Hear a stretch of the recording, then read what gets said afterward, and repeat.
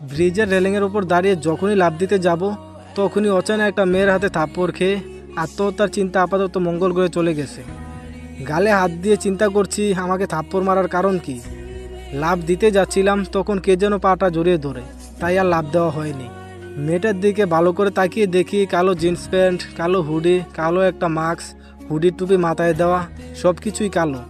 সামনে যে একটা মেয়ে দাঁড়িয়ে আছে সেটা বোঝা যাচ্ছে না ঠিক মতো। আবার পাশে একটা কালো বাইকও রয়েছে। মেয়েটি আমার মুখের সামনে তুড়ি বাজিয়ে বলল, এই যে হ্যালো, বোবা হয়ে গেলেন নাকি? এভাবে চুপচাপ কি দেখছেন? এতক্ষণে হুঁশ ফিরল আমার। বললাম, আগে বলুন আপনি আমাকে মারলেন কেন? মেয়েটি বলল, আত্মহত্যা করছিলেন তাই। জানেন না আত্মহত্যা মহাপাপ? জানি, তবে আপনার সাহস দেখে অবাক না হয়ে পারলাম না। এত রাতে একা একটি মেয়ে হয়ে একটা ছেলেকে মারলেন। এখন যদি আমি আপনার কোনো ক্ষতি করি?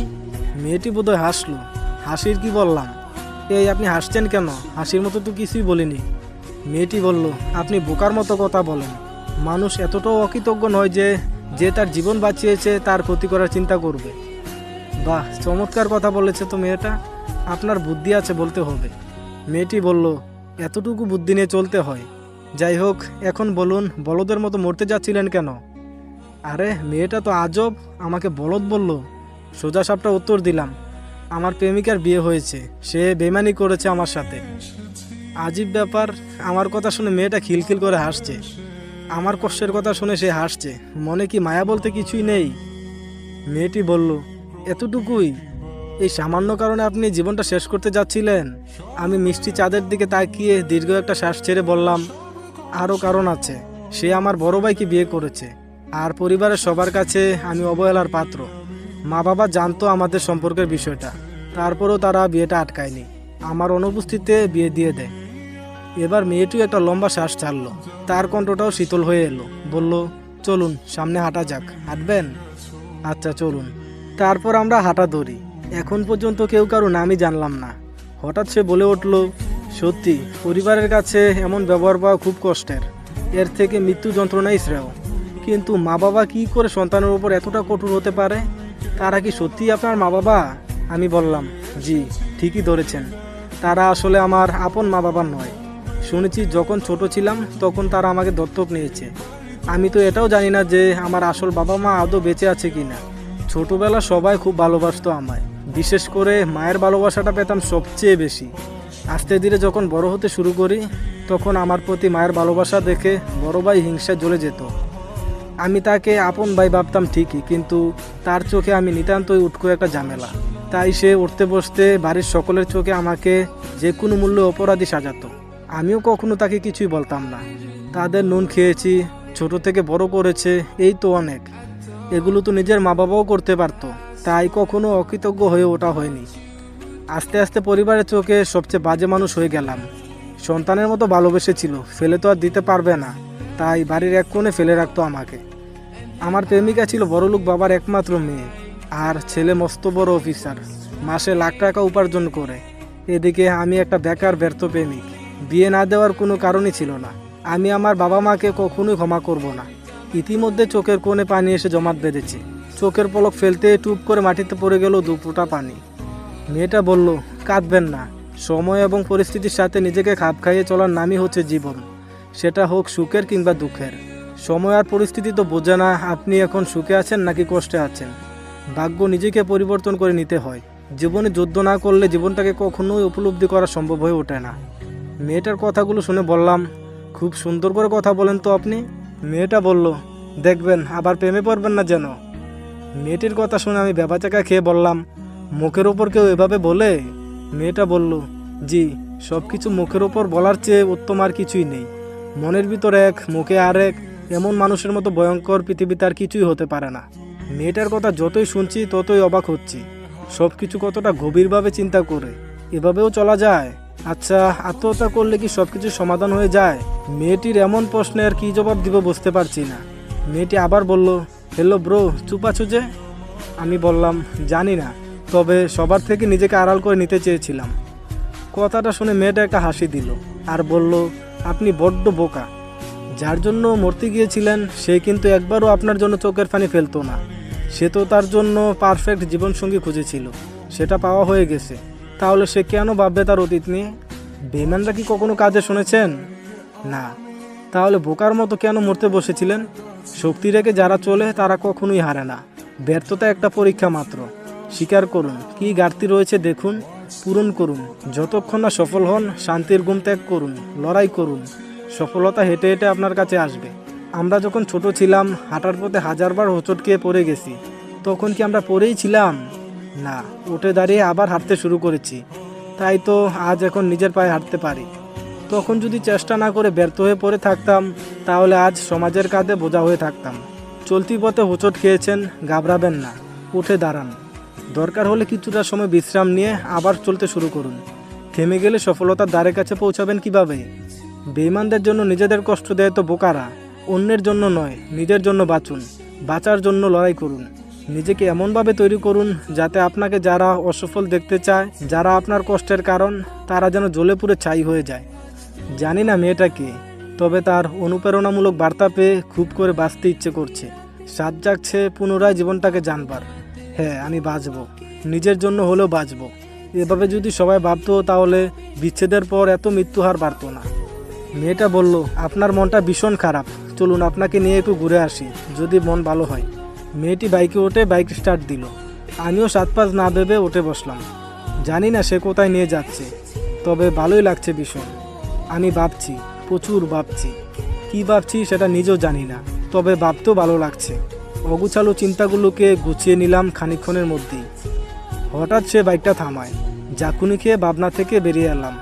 সামনে একটা ছোট্ট চায়ের দোকান। দুজনে নেমে গিয়ে দোকানের টঙে বসলাম। চাচা, কড়া করে 2 কাপ চা দিন তো। তোমরা বইসা পড়ো, আমি দিতেছি। তাদের কথা শুনে বুঝতে পারলাম তারা পূর্ব পরিচিত। দোকানদার চাচার চুল দাঁড়িয়ে সব পেকে গেছে। সেও হয়তো দুনিয়ার বুকে এক যাযাবর। ঘরে বউ নেই, থাকলে কি আর এত রাতে দোকান খুলে বসতো? চাচার চা খেয়ে মুডটা ফ্রেশ হয়ে গেল। চাচা, চাটা কিন্তু অনেক সুন্দর হয়েছে। গোটা করে কথাটি বললাম চাচাকে। মেয়েটি বলল, হ্যাঁ, তাই তো প্রতি রাতে এখানে এসে চা খেয়ে যাই। এখন চায়ের টাকাটা দিন তো। মেয়েটির কথা শুনে আহাম্মক হয়ে গেলাম। নিজে নিয়ে এসে চা খাইয়ে টাকা দিতে বলতেছে।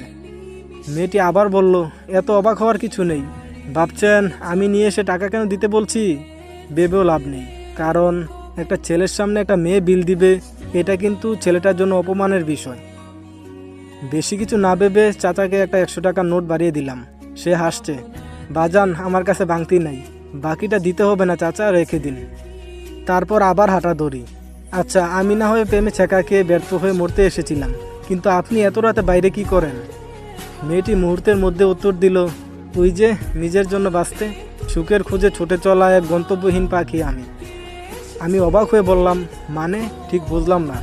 মেয়েটি বলল, ছোটবেলায় মাকে হারাই, তারপর বাবা আমার দেখাশোনা করার জন্য আরেকটা বিয়ে করে, কিন্তু সৎ মায়ের চোখে আমি সৎই রয়ে গেলাম। বাবার অগোছরে আমার উপর অনেক অত্যাচার করত। বড় হওয়ার সাথে সাথে নিজেকে পরিবর্তন করে নিলাম। আপনার মতোই আমার জীবনটা। এখন আমিও আপনার মতো বাবার চোখে বাজে মেয়ে। তাদের কথা, রাত বেরাতে ঘুরে বেড়াই, কোথায় না কোথায় নষ্টামি করি। তাই সারাদিন বাইরে ঘুরে বেড়াই। বাড়িতে গেলে হাজারো প্যান সহ্য করতে হয়, তাই শেষ রাতে বাড়ি ফেরা হয়।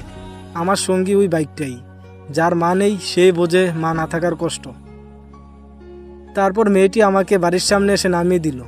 আজ সে আমাকে না বাঁচালে পৃথিবীর স্বাদটা হয়তো পেতামই না। আল্লাহ সঠিক সময় সঠিক জায়গায় সঠিক মানুষকে প্রেরণ করেন, এটাই তার জীবন্ত উদাহরণ হয়ে থাকবে আমার মনে। মেয়েটিকে বললাম, আপনার সাথে দেখা হয়ে অনেক ভালো লাগলো। মেয়েটি মিষ্টি একটা হাসি দিয়ে বলল, ভালো থাকবেন আর নিজের খেয়াল রাখবেন, আজ আসি। এই বলে বাইক স্টার্ট দিল। আমি পিছন থেকে ডাক দিলাম, আমি মুগ্ধ, আপনি? সে একটু জোরে বলল, আমি উপমা হাসান রুহি, বলে টান দিয়ে চলে গেল। বাহ, চমৎকার নাম, উপমা হাসান রুহি। সকালে রিয়াকে উদ্দেশ্য করে বললাম, ভাবি আমাকে নাস্তা দাও তো, খুব ক্ষুধা পেয়েছে। কথাটি শুনে টেবিলে বসে থাকা সকলের চোখ ডিমের মতো বড় হয়ে গেল। এক রাতে গার্লফ্রেন্ডকে এত সহজে ভুলে গেল কি করে? এক রাতে এতটা পরিবর্তন, বড্ড ভাবাচ্ছে বিষয়টা। আর রিয়া তো আহাম্মকের মতো হা করে আমার দিকে তাকিয়ে আছে। কি ব্যাপার ভাবি, এভাবে তাকিয়ে আছো কেন? আর তোমরা সকলে আমার দিকে এভাবে দেখছো কি? আগে কখনো দেখোনি আমাকে? মা আমার মাথায় হাত বুলিয়ে দিয়ে বলল, তুই ঠিক আছিস তো মুগ্ধ? শরীর খারাপ করেনি তো? মায়ের কথা শুনে মনের ভেতর জ্বলতে থাকা বাতিটা কেন যেন নিভে গেল। যেই মা আগে কোনো কথা শেষ হওয়ার আগে বাবা শব্দটা জুড়ে দিত, আজ সেই মায়ে আমাকে নাম ধরে ডাকে। মনটাকে শক্ত রেখে বললাম, আমি সম্পূর্ণ ঠিক আছি, আর তোমরা এমন বিহেভিয়ার করছো কেন সেটাই তো বুঝতে পারছি না। কেউ কিছু বলার আগে ভাইয়া রাগী কণ্ঠে বলে উঠল, দেখো নেশা টেশা করেছি কি না। ছোটবেলা থেকে মদ খেয়ে আমি খুব ঘৃণা করি। এই শব্দটা শুনলে মাথায় রাগ ওঠে। ভাইয়া হয়তো ভেবেছে কালকের মতোই আজও আমি ক্ষিপ্ত হয়ে মারতে যাব। আমি নিজেকে কন্ট্রোল করে ভাইয়ার দিকে তাকিয়ে একটা মুচকি হাসি দিলাম। এতেই তার হাসিটা নিভে গেল। বললাম, নেশা তো কাল রাতে করেছিলাম ভাইয়া, তাই উল্টাপাল্টা এসব কাজ করে ফেলেছি, ক্ষমা করে দিস ভাইয়া। আর ভাবি, তুমিও ক্ষমা করে দিও প্লিজ। রিয়ার দিকে তাকাতেই চোখের কোণে পানি এসে জড়ো হলো। মেয়েটা কতটা স্বার্থপর। সবার চোখ এড়িয়ে পানিটা মুছে নিলাম। কেউ না দেখলেও রিয়া দেখে নিয়েছে, কারণ তখন তার দিকেই তাকিয়েছিলাম। মনের ভিতর কষ্ট লুকিয়ে রেখে আর কতই বা হাসা যায়। মনটা তো খুব নরম, কোনো পাথর নয় যে সারাদিন পানি ডাললেও সে গলবে না। উফ ভাবি, আর দেরি না করে নাস্তা দাও, ঠান্ডা হয়ে যাবে তো। রিয়া মুখটা মলিন করে সবাইকে নাস্তা পরিবেশন করলো। প্রিয় মানুষটিকে পাইনি তো কি হয়েছে, তার হাতের রান্না খাওয়ার সৌভাগ্য তো হয়েছে। তাই দুঃখ বিলাস না করে তৃপ্তি নিয়ে খেলাম। খাওয়া শেষ করে ছাদে গেলাম। এক কোণে দাঁড়িয়ে মনের সুখে সিগারেটে টান মারছি আর প্রকৃতির মাঝে নিজের কষ্টগুলোকে ভাগাভাগি করছি। কিছুক্ষণ পর কারো পায়ের শব্দ পেলাম। তাকিয়ে দেখি রিয়া। সে গুটিসুটি পায়ে আমার পাশে এসে দাঁড়ায়। আমি বললাম, হঠাৎ স্বামীকে রেখে ছাদে এলেন যে? রিয়া বলল, ও অফিসে গেছে। বাহ, চমৎকার বিষয়। বিয়ের পরের দিনেই অফিস, বেশ দায়িত্ববান স্বামী পেয়েছেন। রিয়া চুপচাপ দাঁড়িয়ে আছে। আমিও আর কিছু না বলে আকাশের দিকে চেয়ে রইলাম। কিছুক্ষণ পর রিয়া বলে উঠল, কি ভাবছো এমন আকাশের দিকে তাকিয়ে? ভাবছি মানুষ কতটা নিখুঁত অভিনয় জানলে দীর্ঘ 2.5 বছর অভিনয় করে যেতে পারে। তাও আবার যেমন তেমন অভিনয় নয়, ভালোবাসার অভিনয়। আপনি চাইলেই নাটক বা সিনেমাতে অভিনয় করতে পারেন, বেশ নামডাক হবে। রিয়া আমার কথার কোনো উত্তর দিল না। কিছু সময় নীরব থেকে বলল, তখন খাবার টেবিলে কাঁদছিলে কেন? আমি ফিক করে হেসে দিলাম। বললাম, কাঁদিনি, চোখে কিছু একটা পড়েছিল, তাই চোখে পানি এসেছিল। আচ্ছা, একটা কথা জিজ্ঞেস করব? রিয়া বলল, এর আগে তো এমন গোটা করে অনুমতি নিতে না, তবে আজ কেন? তার পুরো কথা শেষ করতে না দিয়ে বললাম,